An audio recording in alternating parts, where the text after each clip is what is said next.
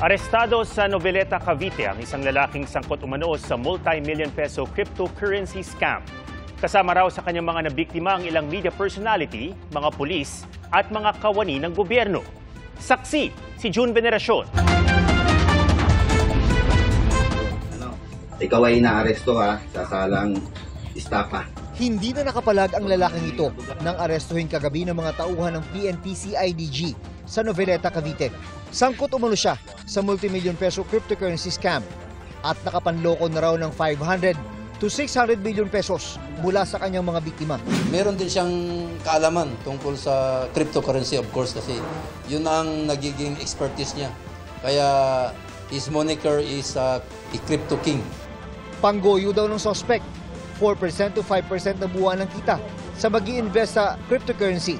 Pero kapag nakuha na ang pera mula sa biktima, maglalahong parang bula ang suspect. For example, 10 million, papangakuan na babalik siya 2 folds or 3 folds.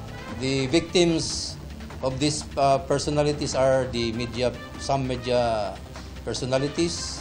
There were also police officers who were victims and government employees.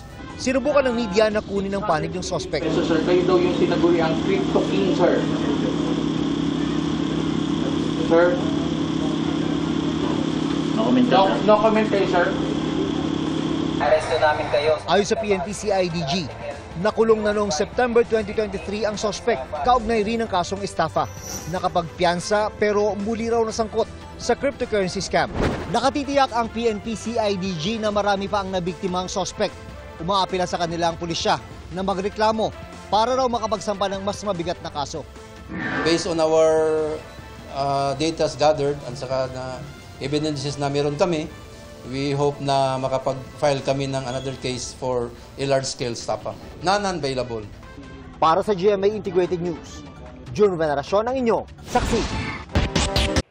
Mga kapuso, sama-sama tayong maging saksi.